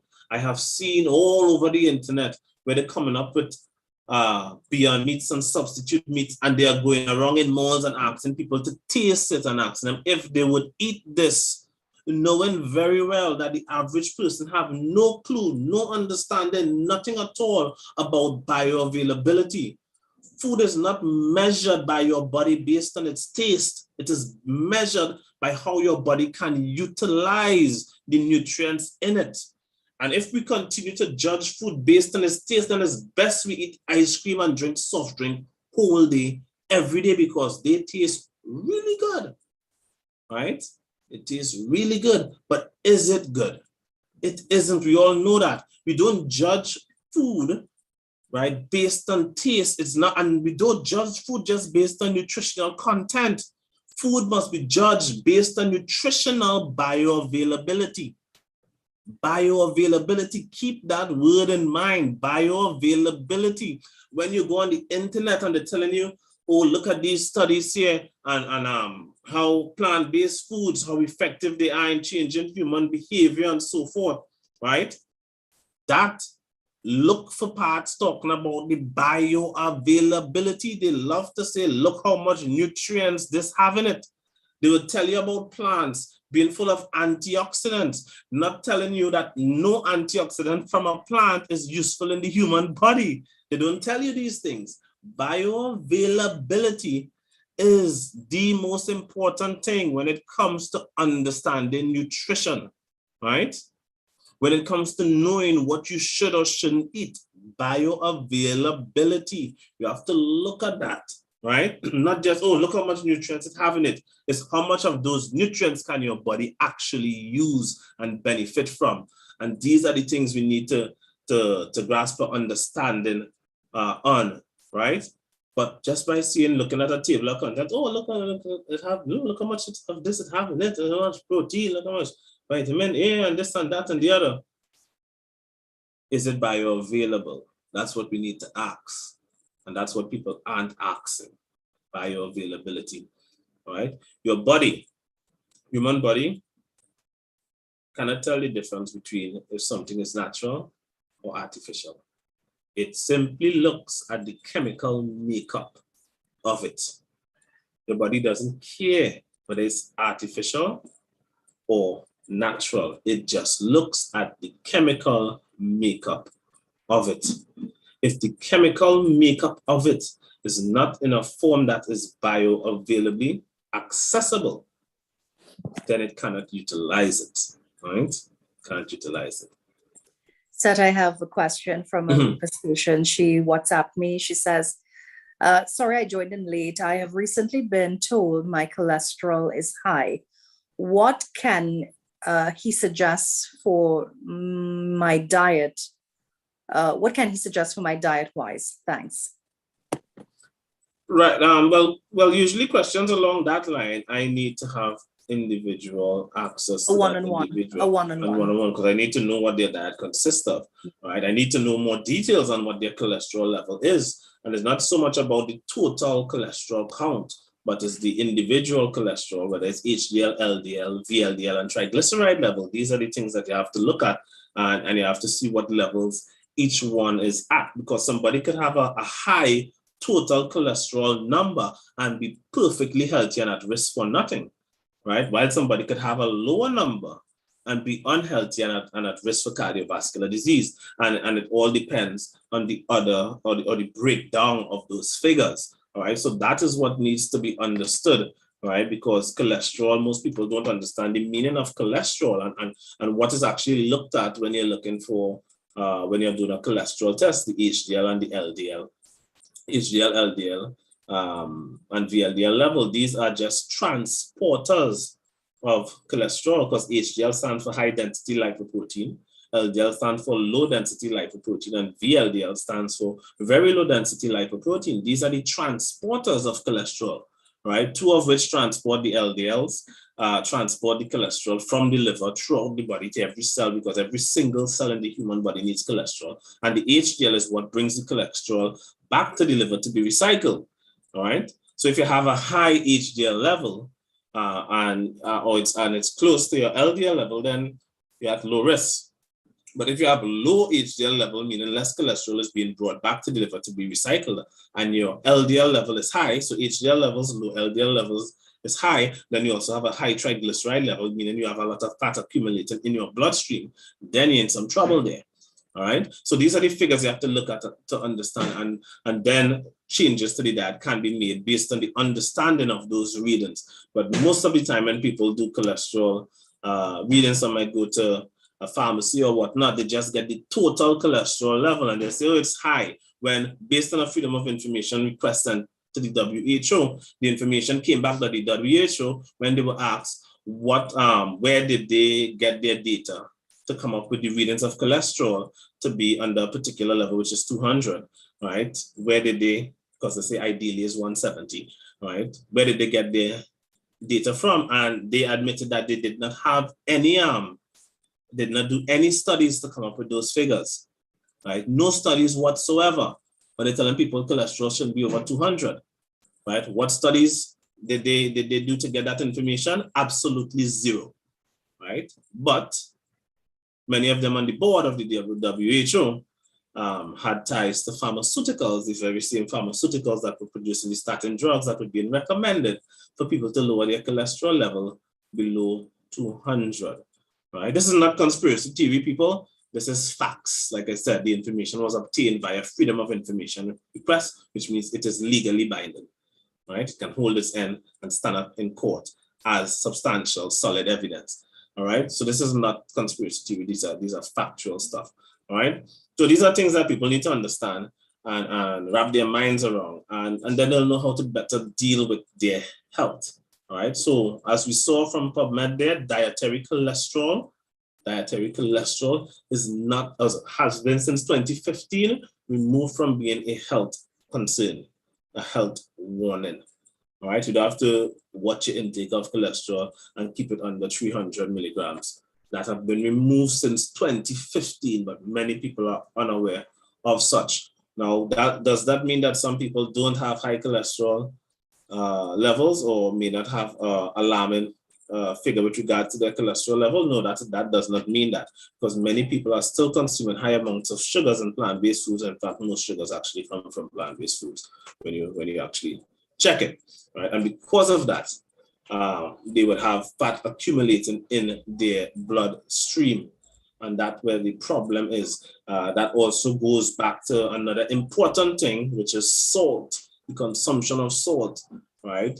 Most people's consumption of salt is too low. The recommendation for salt that's been recommended since, let me put it this way, since 1979, the FDA was warned by scientists not to put salt restrictions since 1979, because since back then, the evidence showed that restricting salt in people's diet would cause many, many health issues, right? And this is from since 1979, scientists have been warning the FDA on that. And of course, as we see, the FDA have had a lot of people, FDA and CDC have had a lot of people resigning of late due to, I did a segment week before on Breaking Dawn with regards to a particular drug, I believe it was, and a lot of people, it was on a whole study dealing with Alzheimer's, right?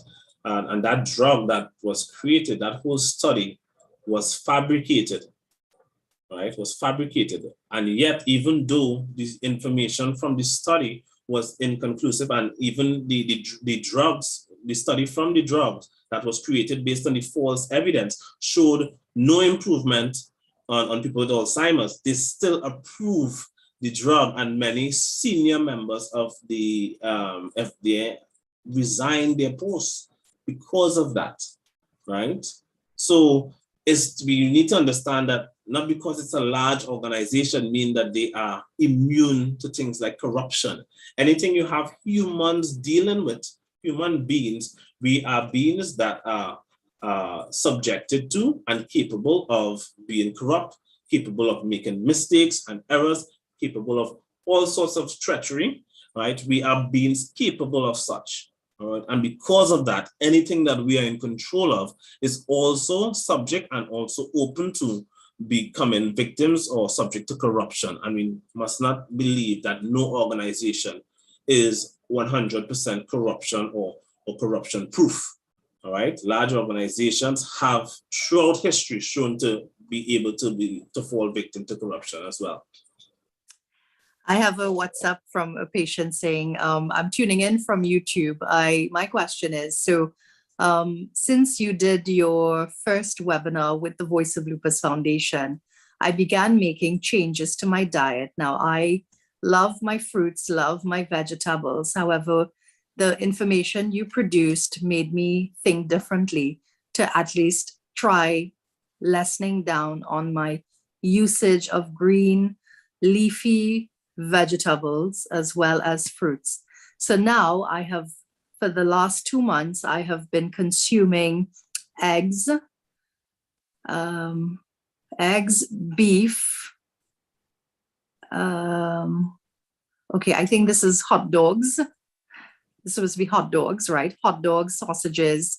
I no longer eat any carbs, no fruits, no vegetables, just the meat.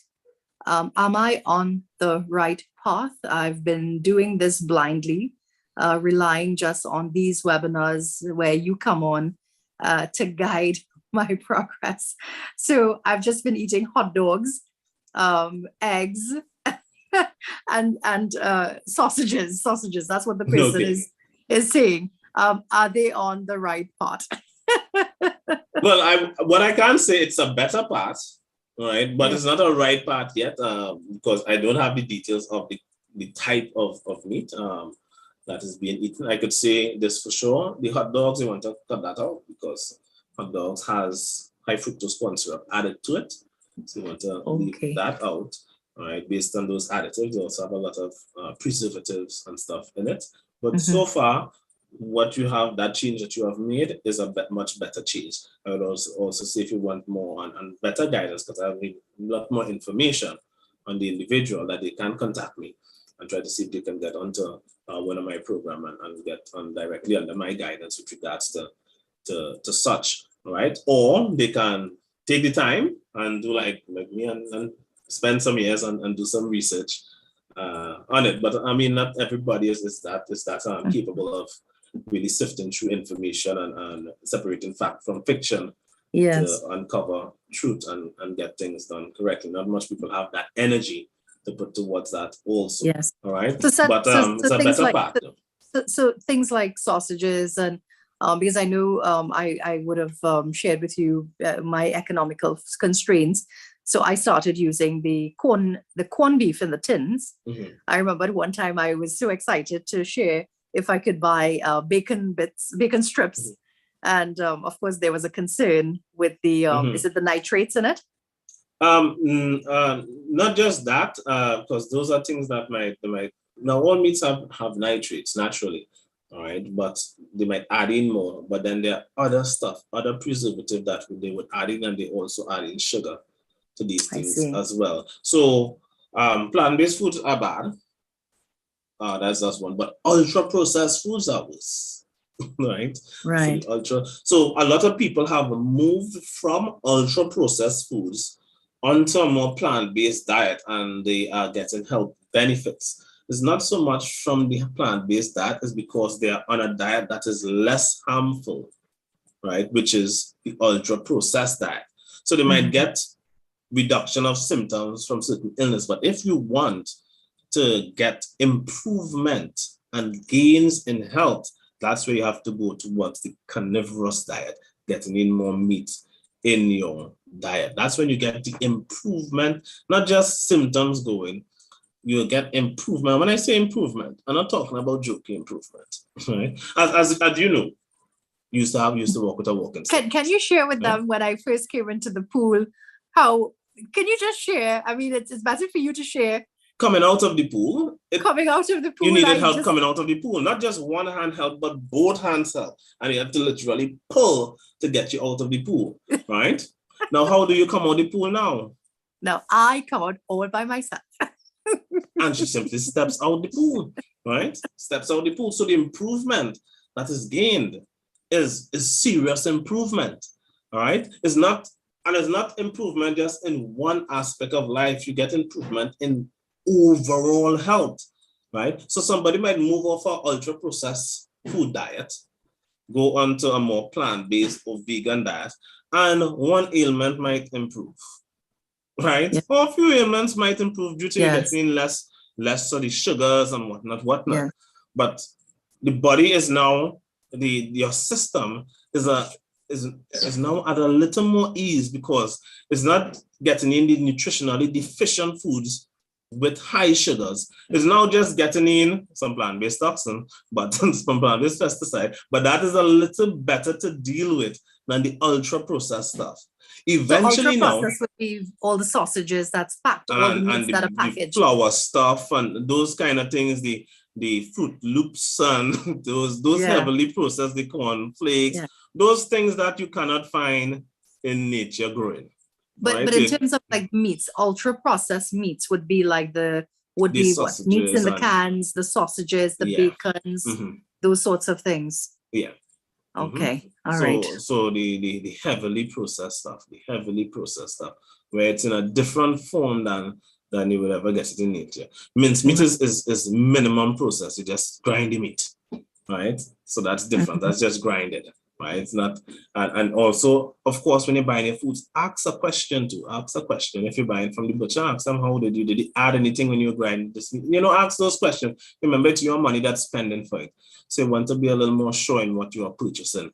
All right. So feel free to ask. And this is something I realize a lot of people don't do. They don't ask. We just accept the thing. Yes. I would ask a question because I want to know. All right. So do that. Ask a question. But the ultra processed foods, there's a lot of those things that you're finding in packs. A lot of things we feed children. A lot of things we feed children are the ultra food. All those snacks, those juices, all those things, ultra processed stuff. These are things you want to keep away from. All right. This is an interesting question. The person does not have lupus, but they have Crohn's disease. They're asking because they have so much chronic GI issues along with violent diarrhea episodes. Their body is severely malnourished. What is the best way to navigate with being able to stomach food and getting the vitamins in naturally? What would be your recommendation? The person is saying that they can't stomach food, they're vomiting, and they have. I wonder what's their weight, because I had somebody that saw me on Breaking Dawn and he contacted me and he was 67 pounds. I'll send the person a response. He went up to 95 pounds. Right. The person said that 172 pounds. Oh, 172 pounds. Okay. Yes. So you have some weight that you could still make certain changes to the body to help heal the body. But again, somebody like that, they still need one-on-one guidance, right? So it's just not there's certain things that they would need to consume, but it's also based on the feedback as well.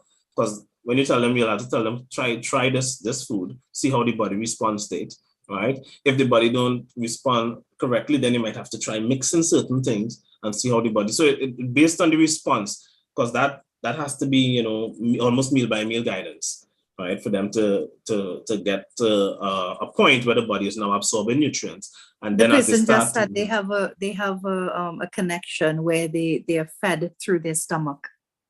Okay, they had any removal of colon or anything like that? Yes. Okay. So again, we could still work with that. Because the body does a lot to compensate.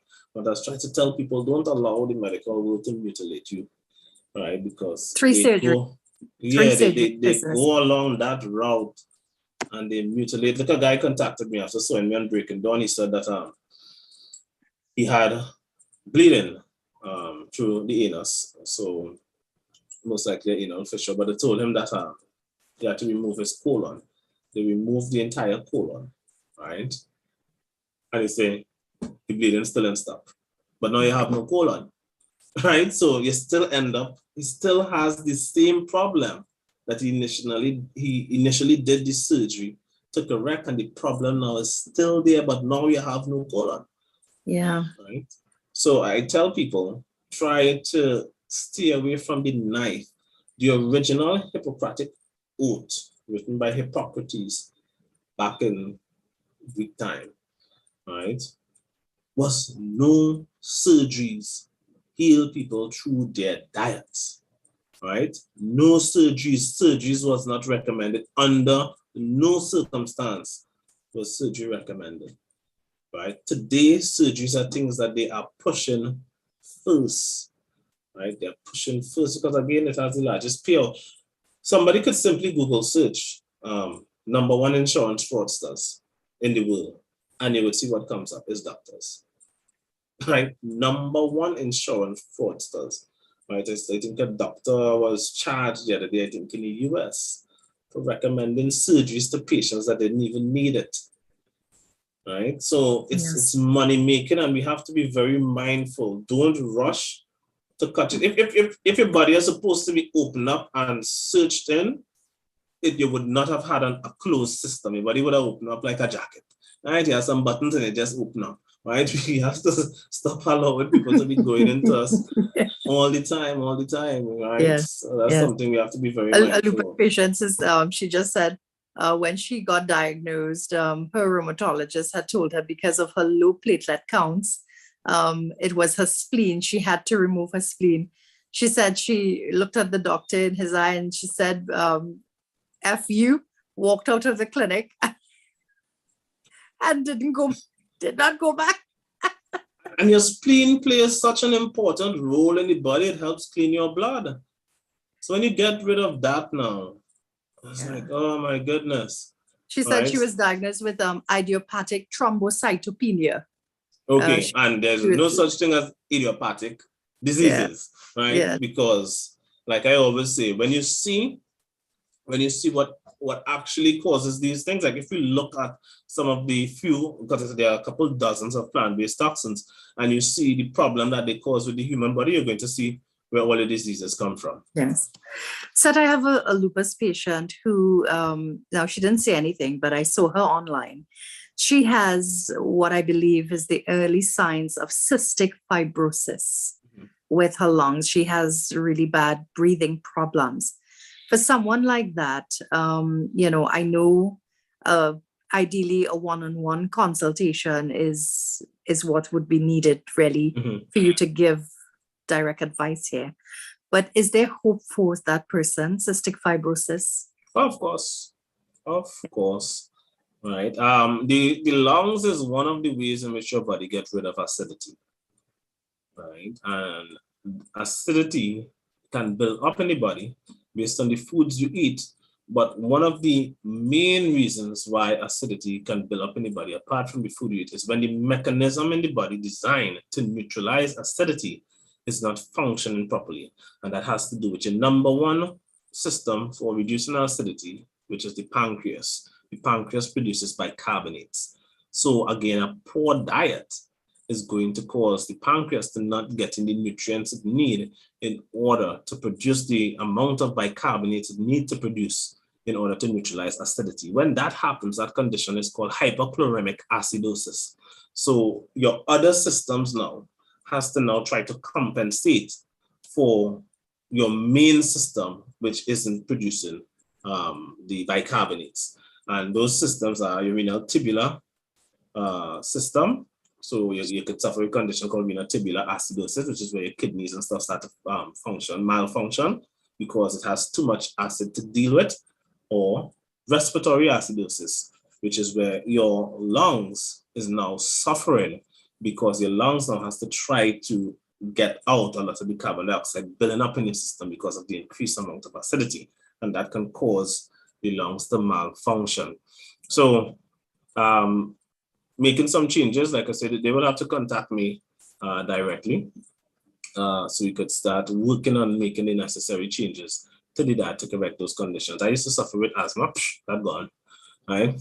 That's you would not even, nobody would even believe that I used to have asthma, right? So, but those things are fixable. And I'm talking about in my adult life, some children just grow out of the asthma. I had it in my adult life, all right? And got rid of it. Okay, thanks. Right. So guys, any questions before we look to wrap things up? I don't want to take over the moderating services that's being offered here by Mr. Balgobin, so I'll hand it over to him. If we have no other questions, I want to say thank you again to Setwayo, the board of Setwayo's Fitness Enterprise, for joining us, taking time off on his only day off, which is Sunday, to share some time with us and, just to engage and to educate and edify the community. And of course, for those who are interested in that one-on-one. And guess what? You don't need to go to his office. He does not see you in person. Just to make things easy and of course convenient, you can have simply a one-on-one session with him on Zoom. And that number for that consultation, if you are interested, it's right up on the screen. It's 761-1952. All right. So I'm just encouraging those of you who are interested, and, for the lupus patient who is dealing with the cystic fibrosis, I want to encourage you, please, please reach out to Setwayo. I know you would have shared with me privately of the battle that you are currently going through right now with the issues you're having with your lungs and so many other complications. It's not too late. Your health is your wealth, and without your health, there cannot be any wealth. So reach out to him, and let's see what God will do. All right. So thank you again, Seth. Mr. Balgobin, over to you. Yeah. Seth, I don't know if you have time, but you brought up on breaking down and stuff with stroke, and I think last meeting Saturday you did some preparation topic, preparing food. If you could just briefly run through something and give us, not go down to the whole nitty-gritty, but just briefly, and maybe in the next session we could go into it deeper. All right. Well, quickly with regards to food preparation, one of the main focuses I was looking at was smoke points. Right. So smoke points when it comes to using the fats, and I say fats are not so much oils because I don't recommend the use of any cooking oils, especially from vegetable oils. So I recommend people use things like ghee and different animal fats and butter. All right. Ghee has a higher smoke point, but I would encourage people not to fry foods with butter because it has a low smoke point. All right. And so you could use butter as more like a finisher at the end. You could either low down the heat and add the butter, or you could turn off the fire and then add the butter. Now this is for your meats, right? I'm not talking about cooking anything else, right? So that was one of the main focus with regards to that. And we're looking at fats, because as we see, the human digestive system is designed where we get high energy from the consumption of fat foods based on the genomes that are turned off in the human body.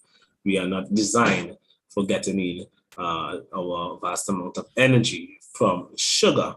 All right, this is why sugar causes so much complications with the human body, and we need to not look at other animals that are molecular, well, let me not say molecularly, but their genetic system is designed different, all right? And because it's designed different with genomes turned on for the consumption of sugar and getting sugar as their main energy source, they can consume it, right? So it's not that plants are bad for all living creatures, it's just bad for us, right? So when it comes to food consumption and food preparation, we need to understand those principles, why fats are needed in preparing food, and the right temperature when it comes to cooking with fats, and how to utilize that in the best manner, because we need to get in fats as a main form of energy. We need to move away from seeing fats as an enemy.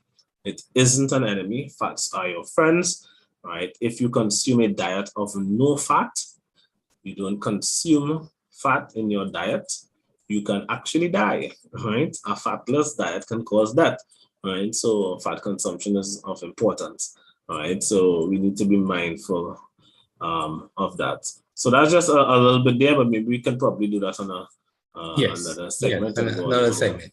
Into it. Right. Yeah. Well, I guess if no one has any other questions, it was a pleasure, Seth. And like Rihanna said, if anyone wants to contact Seth, his number is 761-1952. And I strongly advise people to seek the advice, because it has done, I'm a testimonial too, as I have joined Seth and his program, and I have seen changes. I'm not there where I want to be, but I have seen changes. And I want to thank you a lot, Seth. And thank you for having me. Just Right, being thank you, facetious, Adriana. yes. Just being facetious here, Mr. Balgobin. You need to throw away that little bag you walk around with all those multivitamins. Yeah. And you know how much I had to pay for this on Amazon that they told me I need to take, and said I also, wanted to ask, they told me to take the hydrogen peroxide and liquid oxygen. Mhm. And for one time I was taking these droppers and dropping it in water, liquid oxygen and stuff, but I don't understand how it works. Yeah. Well, they are giving you something to try to make up for something else. So that's the issue there, right? But if you made the necessary changes, your body would be able. Okay, for example, when we it's how much? 17% of the oxygen that we inhale that we actually utilize, right? So when you make changes to that, the body would utilize a larger volume of the oxygen that you consume. All right, you have the bronchi in the lungs that contracts more when the parasympathetic system is activated for more sustained periods of time. So that causes greater gas exchange. So you get more carbon dioxide out of your blood and more oxygen in your blood.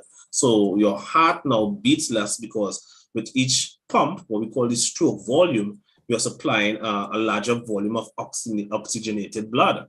Right? So you don't need to consume liquid oxygen if the diet causes the parasympathetic system to be most active, right? But, many people aren't aware of these things. So because they aren't aware of these things, they're going to be trying these things on one hand, trying to add in more oxygen to your system while you're consuming a diet that is causing your bronchi, right, in your lungs to relax too much. And therefore you're not getting that gas exchange. Right, so I see it as a double negative whammy, right? Taking place. Yeah, I was also prescribed to buy the oxygen tank, oxygen tank, and walk around with that. So and yet you're in the aqua aerobics class and you're pushing hard in the aqua class, right? Yeah. So look at that. Well, thank you again, Seth. Enjoy the rest of the evening. Will do. And I see you tomorrow? Yes, tomorrow for aquatic exercise. Yes. Right, so thanks for having me. Thanks for the viewers. And again, there's still some people there, if they want information on the aquatic class, also contact Seth. It's a life-changing thing, combined with the diet. Yeah. I have seen changes, and I would encourage people, diabetics, whoever's, even the president of the Lupus Foundation, Ms. Rihanna Harila, I seen, when we sit down in the office, she can consume eggs. She had this breakout and stuff. And now she consumes more eggs than me. Yeah. She have a whole dozen eggs. She can sit and eat, which is amazing, and to see, she don't really see the difference, but with the weight and stuff, her weight, but like you told her, she has to build back the muscles and stuff like that, but her body, the structure has changed. Yeah. And coming out of the vehicle and walking and stuff like this, we can see the changes. Yeah. Yeah. And she has fibromyalgia too. Always complaining about pain. She can't come out and walk. She can't do this. And it has, with the diet and the aqua class, it has changed. Mm-hmm. And I could tell you that because, when we missed that 2 weeks, oh boy, she was complaining. Yeah. She was complaining. And not only her, quite a few other people from the aqua class were also complaining. Even that lady whose husband had 50 surgeries, yeah, and spent so much money. She to herself told me last week that her body was reacting different. She was missing this. And it's amazing. So continue the good work. Thank you. Will do. And how many lupus patients we have there, I really wish that they would take heed and, seek your help. Come and join the class, see what it is. At least come out and see what it is. Yeah. So Take one session, see what it Pretty is. soon more would come out. And guys, it's only $60. It's only $60 for a session to come and try this. And for our South people, it's a day fun splash. Yes, fun splash water park. Fun splash water park. So on that note, thank you again. And again, have a wonderful evening and good night. Thanks for having me. Same to you and to everyone else. Yeah. Okay. Good night. Good evening, everyone. Good evening.